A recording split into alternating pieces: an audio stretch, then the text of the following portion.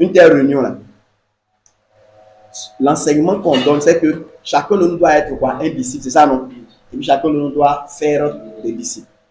Mais ce n'est pas parce que le frère Ascendé, dans le sens de faire des disciples, tient de telles réunions, que chacun de vous aussi va tenir de telles réunions. Je ne sais pas si vous comprenez. Parce que la réunion que je tiens là, il y a le don que le Seigneur m'a donné, l'autorité, les connaissances, le fruit, tout ça qui me porte à pouvoir tenir une telle réunion. Il ne faut pas que quelqu'un qui a vu ça, il dise que pour faire les disciples là, il faut chaque mardi à 22h avoir une nuit. Maintenant, bon, vous venez déjà, quand on vient chez toi là, il faut avoir une maison, même comme le frère Sandé. Vous voyez et puis il faut avoir une maison où la nuit là, vous pouvez prier. Tu vois, non? Donc il y a beaucoup de choses qui sont. Le principe à maintenir, c'est de faire des disciples. Et vous allez voir peut-être qu'un autre frère là-bas, il peut avoir une autre manière de procéder. Je disais aussi souvent à des frères que moi, mon travail fait que, par exemple, je m'envoie en mission, je prends le frère Régis, je prends le frère Irénée, et puis on s'en va ensemble pour les encadrer. Ça ne veut pas dire que pour encadrer d'ici, il faut aller en mission avec lui. Je dis que, bon, toi déjà, ton travail, voilà, ma soeur, elle est assise dans son magasin à Saint-André. Bon, je dis qu'elle ne va pas prendre une voiture pour dire, pour former les disciples, il faut aller à Yamto pour vous rester là-bas. Voilà que bon, c'est pas ça. Ça là, c'est des particularités. Voilà. Et ces particularités-là, c'est des choses qui sont faites selon le chemin particulier que Dieu donne à chacun de ses serviteurs. Mais le principe, c'est que moi, je dois faire des disciples. Comment je m'y prends? Mon travail me permet, par exemple, de me déplacer avec un frère, je le fais. Ma maison me permet de recevoir un frère, je le fais. Mais par exemple, le frère Régis, lui aussi veut faire des disciples. Mais il ne peut pas recevoir quelqu'un chez lui, il est chez moi actuellement. Voilà. Donc, ça c'est quelque chose qu'il ne peut pas faire. Mais par exemple, il peut par exemple créer un petit groupe avec un ami qu'il a sur WhatsApp. Et puis peut-être que chaque mercredi matin, voilà, ils ont 30 minutes pour parler. Il fait quelque chose de particulier. Mais c'est souvent le grand enseignement pour nous tous qui est de faire des disciples. C'est ce que je veux qu'on retienne surtout. Voilà. Mais il ne faut pas qu'on puisse prendre les particularités pour les institutionnaliser. Quand on fait ça là, ça va envoyer des problèmes. Voilà. Parce que comme je l'ai dit, on va mettre une charge sur quelqu'un, la personne n'aime pas ça. Voilà. Ou bien cette disponibilité ne lui permet pas de faire ça. Et on va commencer par exemple à l'accuser de peut-être de ne pas bien faire, alors que et puis on juge cette personne par rapport à une autre, mais qui n'a pas nécessairement les mêmes réalités. Voilà. Alors que peut-être cette personne, si on la laissait entrer plus clairement dans ce que le Seigneur a prévu pour elle, elle serait aussi très efficace là où le Seigneur l'a placée. Je ne sais pas si vous avez compris. Voilà, donc je me suis éloigné un peu, mais pour expliquer un peu le danger dans ce genre de choses. Et comme tu l'as dit après, souvent les gens ils se prennent pour des spécialistes d'intercession, spécialistes d'évangélisation, spécialistes de ceci. Ça veut dire que souvent même quand on va dire prière, non, nous c'est évangélisation. Voilà, nous, voilà, par exemple, vous voyez le frère hier, nous quand on était à l'église méthodique, nous on tapait tam-tam. Voilà. Donc, quand on arrive au moment de la prédication, on s'en prend de l'air. Voilà. Vu que nous on tape tam-tam, donc je dis que bon, voilà, ça va. Voilà, je dis que le moment de prédication, nous on s'est tapé déjà. Quand on est dehors, on voit que si Maïs Système a fait sortir un nouveau truc, on voit comment réviser. Prédication, ça ne nous intéresse pas. Voilà. Et vous allez voir, même dans beaucoup de nos églises évangéliques, les gens qui sont peut-être au groupe musical et autres, là, voilà, les moments voilà. Souvent pendant ce temps, toi tu sors bien, ils sont en train de répéter un peu ces trucs. Parce que bon, ça, la prédication, c'est pas tout son truc. Mais parce qu'on lui a donné la fausse impression que oui, il est spécialiste de batterie ou bien de piano. Jésus n'est jamais venu faire des bassistes, des pianistes ou des percussionnistes ou quoi. Il est venu faire des disciples. Donc, quand quelqu'un a compris ça, mais ça ne veut pas dire qu'un disciple ne peut pas jouer tam-tam. Voilà. Mais il sait que moi, par exemple, je ne suis pas un joueur de tam-tam, je suis un disciple de Christ. Voilà. Maintenant, c'est dans le disciple-là que je joue tam-tam. Quand c'est comme ça, c'est bon. Voilà. Donc, si quelqu'un a compris ce que Dieu veut en Christ pour lui, qu'il joue piano, le bassiste sait jouer piano. Et vous voyez que, par exemple, même à ce niveau, c'est aussi mauvais que dans chaque assemblée, on veut qu'il y ait tam-tam. Vous comprenez, nous? C'est mauvais. Mais parce qu'il n'y a pas quelqu'un qui joue tam-tam dans chaque assemblée. C'est tout. Voilà. Dans le temps, je me rappelle à Cocody, les frères, par exemple, il y avait le frère Tombo et Paphras, qui lui, il jouait par exemple de la guitare. Et la plupart, par exemple, de leurs cantiques là-bas, ils accompagnaient ça à la guitare. Nous, ici, là, il a essayé, ça a failli me blesser même ici. Là. Donc, on a laissé tomber. Nous, on a notre petit tam-tam. Et ça, on prend. Est-ce que vous comprenez ce qu'il dit là? En fait, maintenant, demain, là, il peut y avoir des frères qui sont quelque part.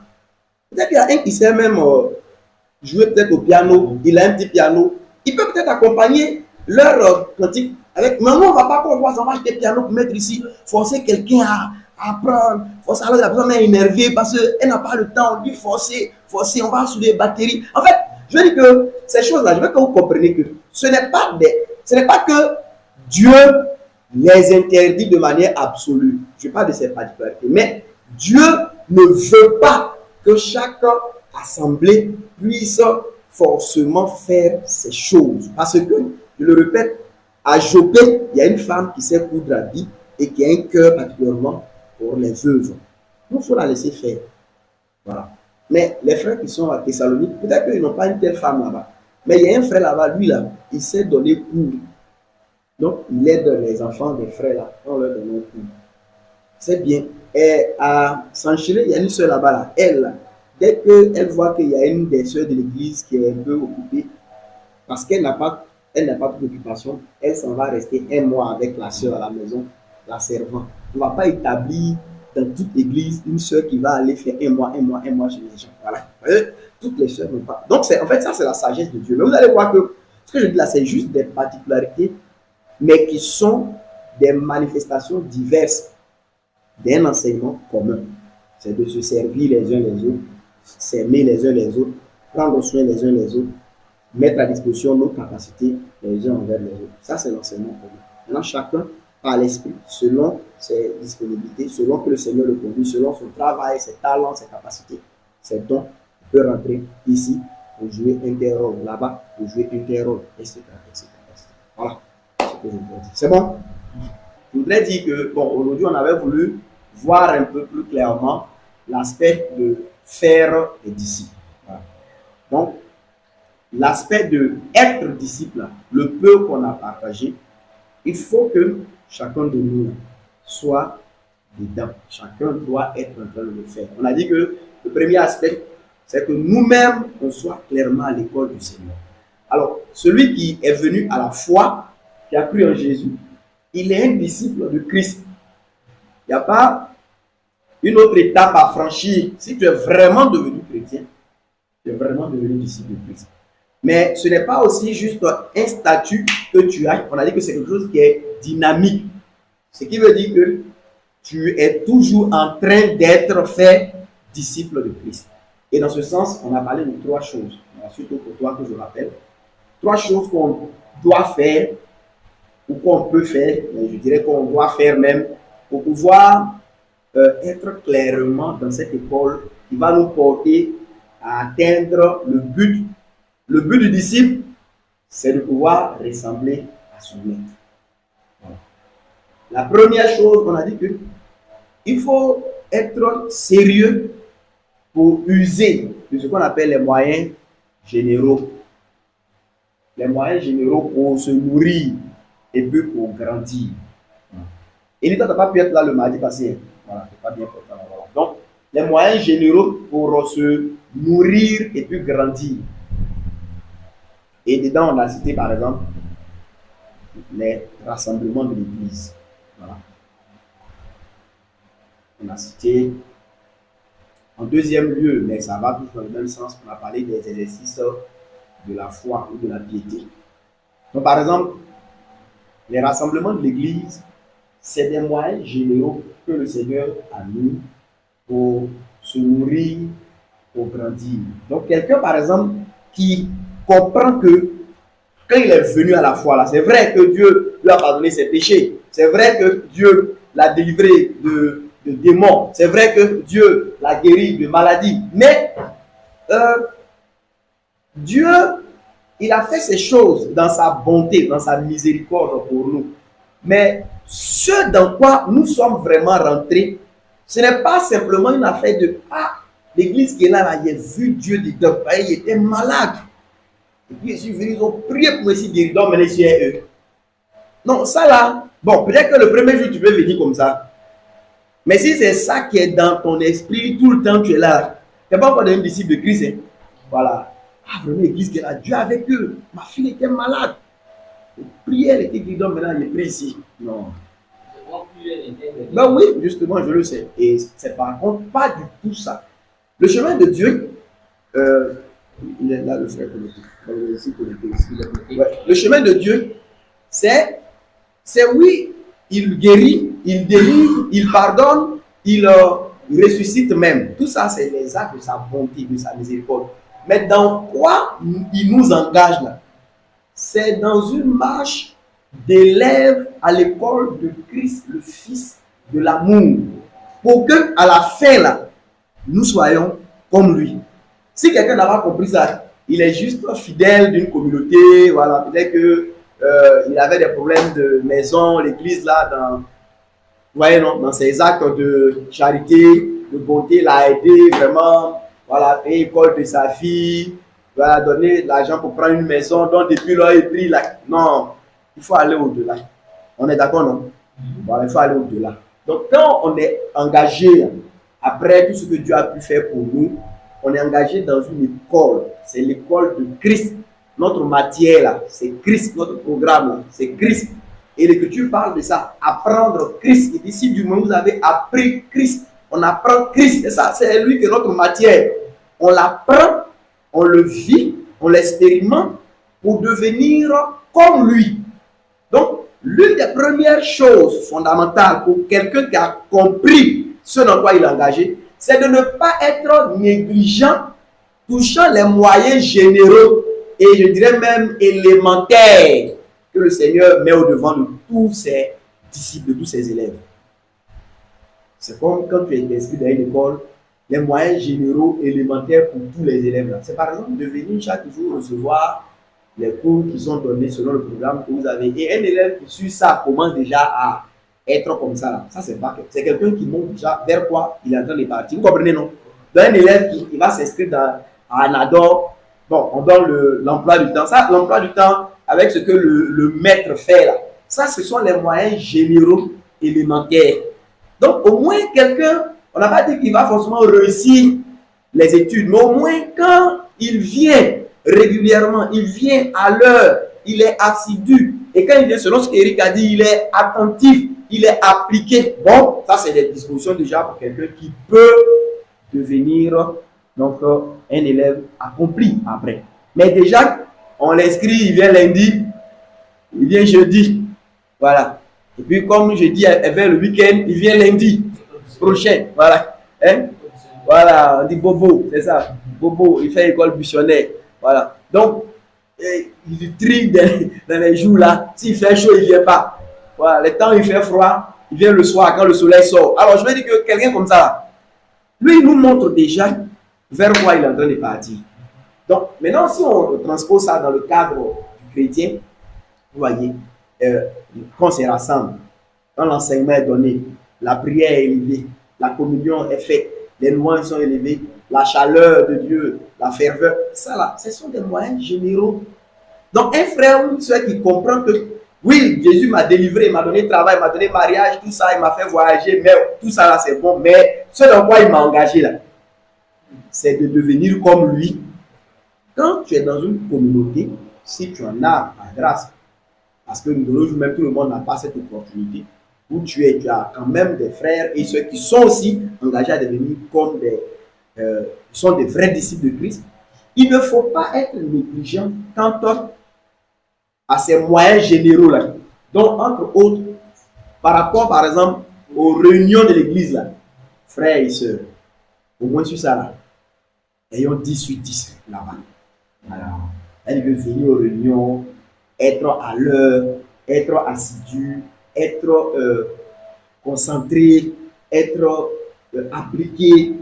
Ça là, ayons 10 sur ça. Maintenant, vous voyez le cas de l'école là. En plus de ce qu'on fait là-bas, il y a des élèves qui vont ajouter des maîtres de maison ou des répétiteurs. Vous voyez à la maison, ils vont eux-mêmes, en plus de ça, s'établir eux-mêmes un certain programme d'études. Ils vont eux-mêmes peut-être lire même certains cours de ceux qui sont un peu plus devant.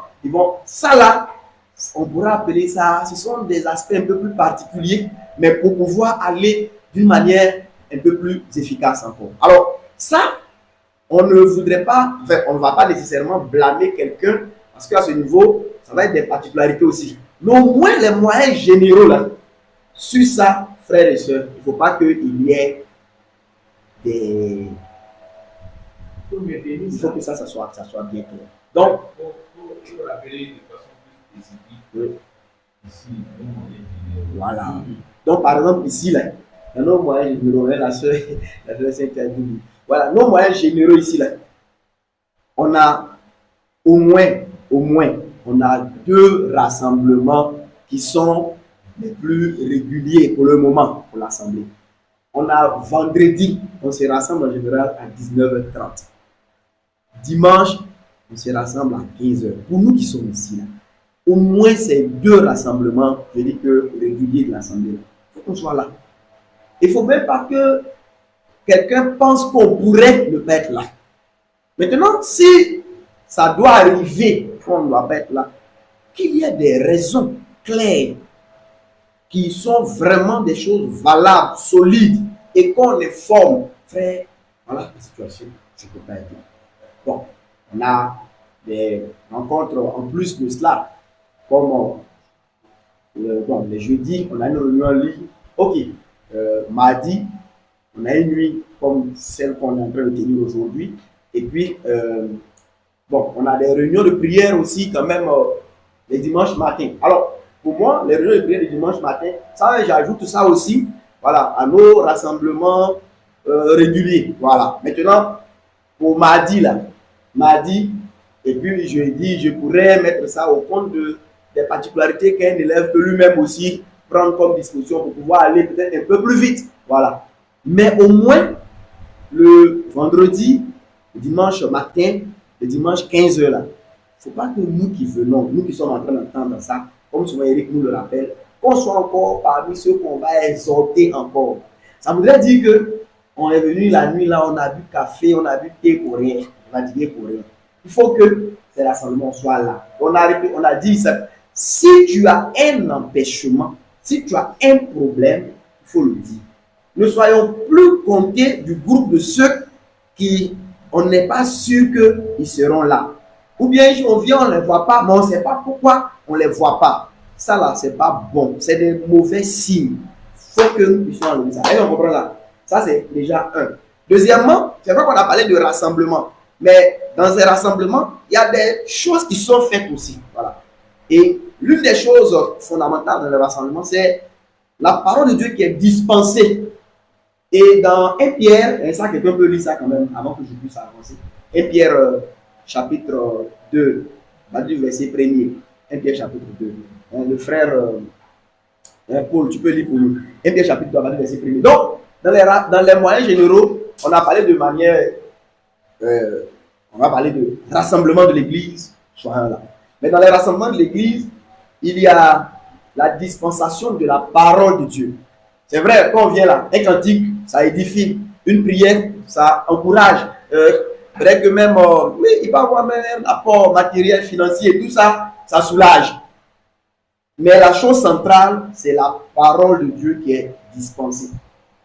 Voilà. Et cette parole de Dieu dispensée là, on ne doit pas du tout être des personnes relâchées, des personnes partagées, distraites.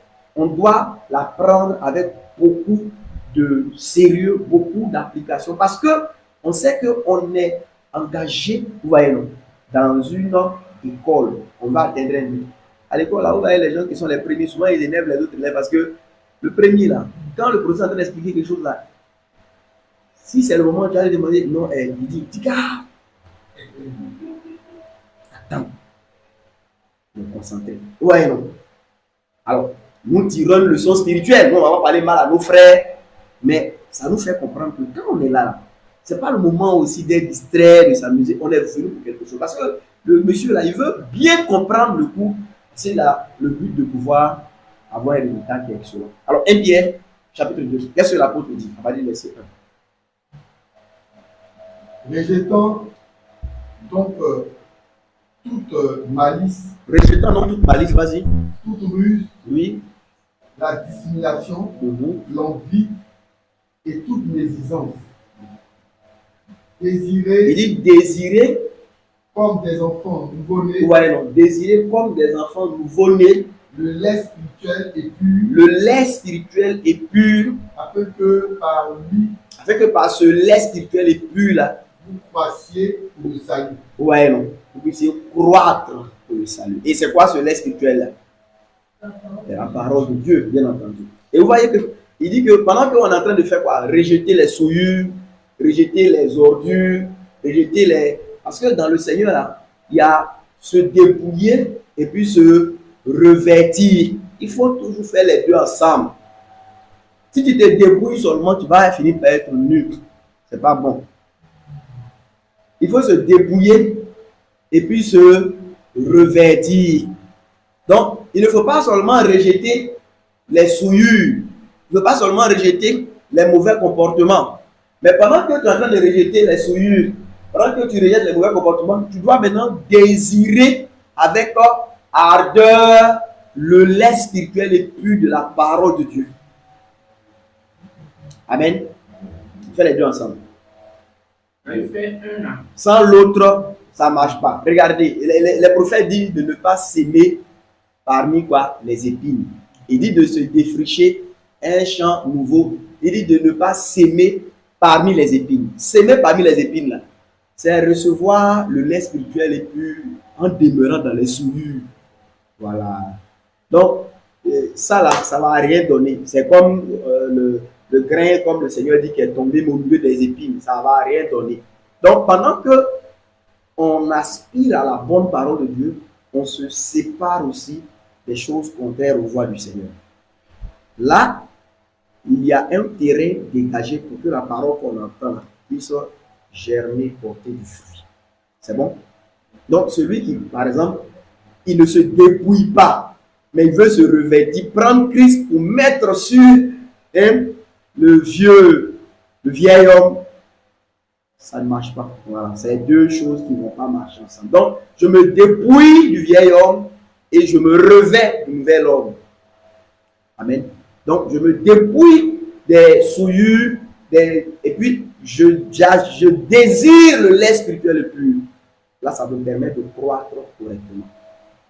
Donc, il ne faut pas faire l'un sans l'autre. Voilà. Et je dis que être dans une posture de se séparer des mauvaises choses, mais sans les remplacer par les bonnes choses de la parole de Dieu, ben, tu n'avances nullement. Voilà. Tu deviens même quelqu'un qui va finalement devenir le jouet des démons.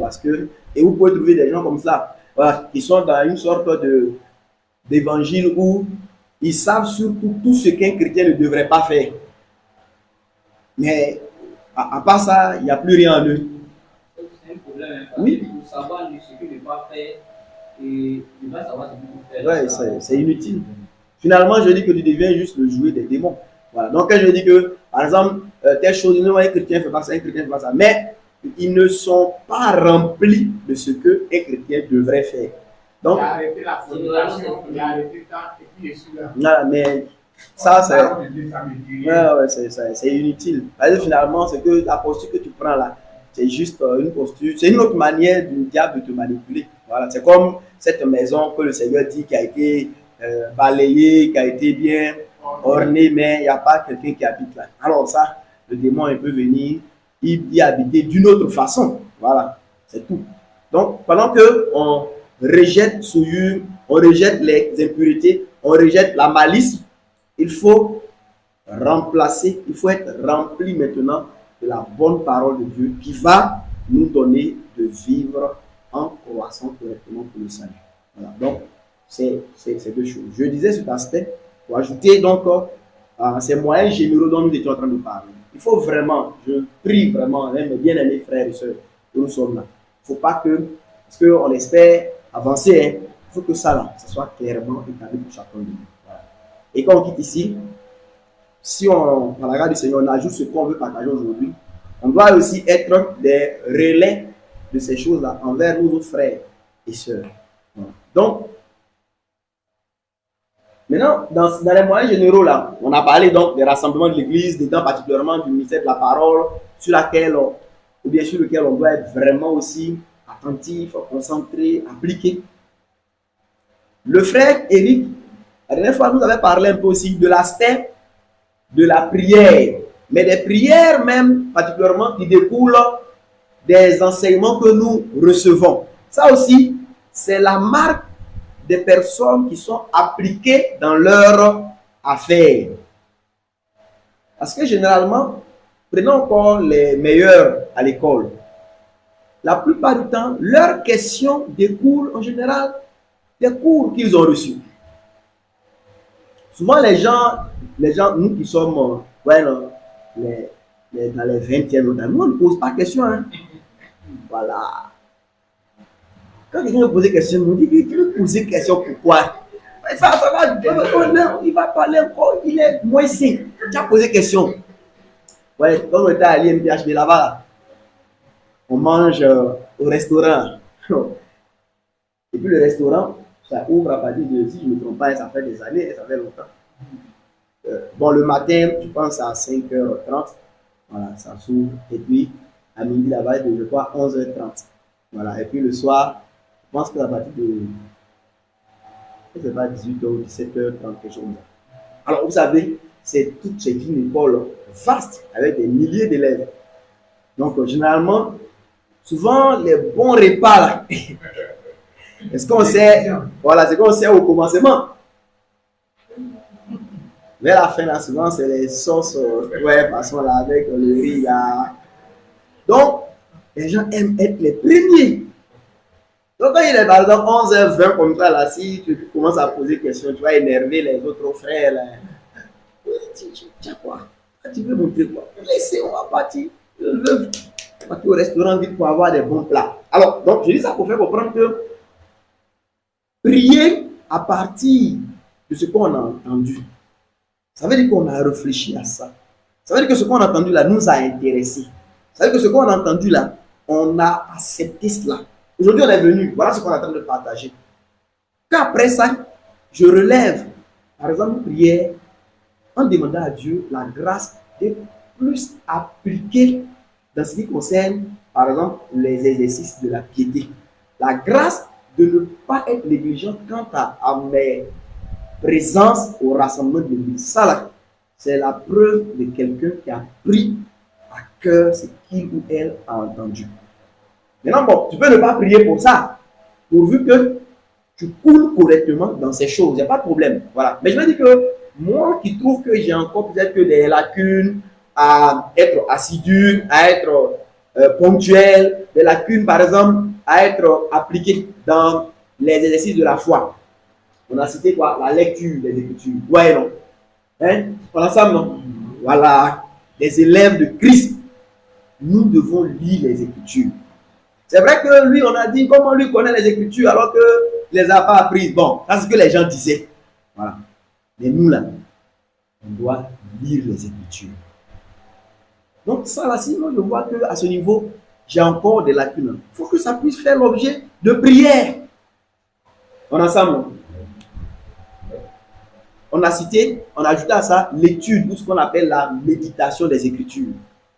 Si tu es ici, même parmi nous, tu ne sais pas comment faire, ou bien tu n'es pas en train de faire cela, approche-toi d'Éric, approche-toi de frère, approche-toi peut-être du frère Élie, tu peux t'approcher d'une soeur qui pratique cela. Mais il faut qu'on prie, mais il faut qu'on fasse, qu'on étudie, qu'on médite les Écritures. Et si aussi à ce niveau j'ai des problèmes, je peux aussi me mettre à prier, demander conseil.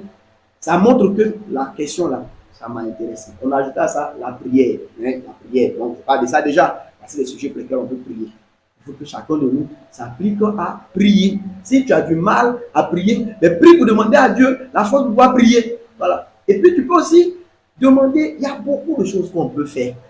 Je peux m'approcher de quelqu'un qui, par exemple, si adonne quand même d'une manière efficace. Je prends juste un peu cet exemple, voilà, sur la sœur Elodie, qui, bon, je vois que par exemple, je ne sais pas si elle continue, mais généralement les nuits, elle avec la sœur Saint-Tiche, je pense qu'elle s'appelle, voilà, je sais pas si ça va de 3 heures, voilà, c'est ça, non? voilà, de 3 heures du matin, voilà, elle s'appelle pour pouvoir, par exemple, se réveiller. Mais tout ça là, c'est ça que la parole appelle les sycomores là. Quand tu es un sachet, tu es court comme à son dé. Mais que ça t'intéresse vraiment de voir Jésus là. Et qu'il y a la foule, vous comprenez, non? Montre aussi le sycomore là. C'est quoi l'enseignement qu'elle est là? C'est le fait d'user aussi de toutes ces choses naturelles, intellectuelles, je dirais même technologiques, qui sont autour de nous et qui peuvent nous aider à monter pour voir Jésus. Ça peut venir combler, suppléer un peu à notre taille qui n'est pas si élancée. Est-ce que quelqu'un comprend ça? Donc, moi, je veux prier. Mais moi, là, pour me réveiller la nuit, vraiment, même réveil, là, c'est matin, moi-même, je coupe réveil, là, parce que je n'entends pas. Bon, maintenant, je suis dans la maison ici, voilà, Sabine, voilà, et je vous dis, on dort dans la même maison. Je n'arrive pas à me réveiller. Il voit que ma soeur, elle se réveille. Mais je ne lui demande pas de me réveiller. Est-ce que je suis sérieux? Bon, ça, c'est le sycomore. Tu sais que quand tu manges ton plat de foutou et sauce graine, dès que tu te couches, c'est demain matin seulement que tu te réveilles. On écoute, non? Et soit là, même si tu es un ami comme moi, c'est vrai, chez nous, dans le foutu, c'est un peu comme identitaire même. Mais le soir, là, tu peux manger un peu de pain pour être un peu plus léger. Et pour aussi, par exemple, te tenir devant. Tout ça, ce sont les sycomores. Il n'y aura pas de commandement dans la Bible qui va dire tu demanderas à quelqu'un de te réveiller, tu demanderas à quelqu'un de te. Non, mais on est intelligent. Les sycomores, là, c'est un bois. Et le bois qui était là, il n'y a pas quelque chose de la loi qui disait à Zachée tu monteras sur un sycomore pour voir Jésus. Il veut voir Jésus. Et il y a des gens, leur affaire de voir Jésus là, c'est juste un pieux désir, mais qui va nulle part. Vraiment, tu aurais voulu voir Jésus. Mais tu as fait quoi concrètement pour ça? Avons-nous vu que dans ce texte-là, ce Zachée là, c'était un homme pécheur, oui. Et à Jéricho là, il y avait les pharisiens, il y avait les gens, on pourrait dire même qui étaient mieux placé peut-être pour recevoir Jésus. Mais Jésus n'est pas allé chez quelqu'un parmi eux. Vous voyez, parce que chez Dieu, même s'il trouve un pécheur, mais quelqu'un qui soupire vraiment après lui, il préfère aller là-bas que d'aller se trouver dans la maison des pharisiens où on va faire beaucoup de débats. Sinon, le mot grec, le mot hébreu, quand Moïse a parlé, pourquoi il a mis un truc sur sa tête. Mais sachez là, il n'est pas juste resté d'un pieux désir que non, hey, je voudrais voir Jésus. Il veut le voir, mais à la foule, il est de petite taille. Il regarde, il voit ici comment. Mais il s'est humilié. C'est un chef des impôts. C'est quelqu'un qui, dans ce monde-là, avait quand même une position haut placée. Il était quelqu'un qui avait l'argent. Mais regardez, s'est retrouvé en train de grimper sur un arbre là. C'est humiliant. Mais pour le Christ, il a fait. Et il a montré que pour lui, tout ce que Dieu a mis comme chose naturelle, comme moyen qu'il peut utiliser autour de lui pour voir Jésus là, il va en user. Ça, c'est de la sagesse. Donc, je veux nous encourager, nous aussi, pour la prière. On a parlé du jeûne. C'est vrai, Jésus nous a enseigné que quand on veut jeûner là, il nous a enseigné de le faire dans le secret. Mais ça ne veut pas dire que il a dit de le faire dans le secret là. Ça veut pas dire que je ne peux pas, par exemple, jeûner avec Eric. On peut nous de faire ça dans le secret. Voilà. Si je vais voir Eric, on veut jeûner, que maintenant on vient écrire, voilà, sur Facebook, vraiment, soutenez-nous, par exemple, à partir de la semaine prochaine, on rentre dans un jeûne de 40 jours secs. Ce ne sera pas facile, mais on va triompher. Bon, ça, je veux dire que ça, c'est autre chose. Voilà. Sinon, je peux aller vers le frère. Parce que je sais que souvent, quand moi-même, je m'engage seul là, vers 14h net, je descends. Voilà. Donc, je peux aller vers le frère. Ah, vraiment, comme je vois que c'est aussi une chose dans laquelle tu t'appliques, je veux pouvoir quand même jeûner avec toi. Tu peux faire ça même pendant un certain temps, le temps que tu puisses, que toi-même aller de mieux en mieux. Puis bon, après, tu peux avancer seul. C'est être intelligent. Jésus a dit que lui qui a eu le talent là, il dit que si toi tu ne sais pas faire fructifier comme les autres de par toi-même, mets ça à la banque. Ça va donner intérêt. Donc, si je ne peux pas peut-être m'en sortir moi seul dans le jeûne, je peux me mettre à côté de quelqu'un qui s'en sort pas mal pour pouvoir m'exercer. Amen. On a parlé par exemple de témoigner du Seigneur, chercher à faire connaître le Christ, chercher à faire, à partager la foi, à partager la grâce de Dieu que nous avons expérimenté en Jésus aux autres. Ça aussi, chacun de nous doit s'appliquer à le faire. Mais je peux aussi demander conseil, je peux apprendre à le faire auprès de quelqu'un, je peux demander parce que je veux le faire, je ne sais pas comment m'y prendre. Est-ce que tu peux m'aider? Parce que toi, je vois que c'est des choses dans lesquelles tu excelles déjà, ou bien que tu fais de bons progrès. On a parlé de la communion, on a parlé de comment gérer les biens que nous avons pour le Seigneur. Ça sont les différents exercices. Nous devons être appliqués dans ces choses. Moyens généraux, ça aussi sont des moyens généraux quand même, mais c'est quand même un peu plus personnel. Voilà, les exercices de la Bible. Il faut que si ces deux points-là, frères et sœurs, qu'on soit chacun de nous bien établi. Il faut qu'on soit bien établi, nous tous. Le dernier point qu'on a ajouté, c'est le fait de pouvoir approcher ou bien de donner même à un frère, une sœur, mais vraiment quelqu'un qui est mûr, qui est mature, qui est expérimenté, qui a été éprouvé et qui est approuvé pour pouvoir aussi apprendre un peu mieux dans les voies du Seigneur auprès de nous. Voici les trois choses qu'on a eu à dire par rapport au fait d'être nous-mêmes clairement engagés à l'école de Christ comme ses disciples. Est-ce que c'est bien clair pour nous? C'est bon, non? Voilà. Et que chacun de nous s'applique à ça.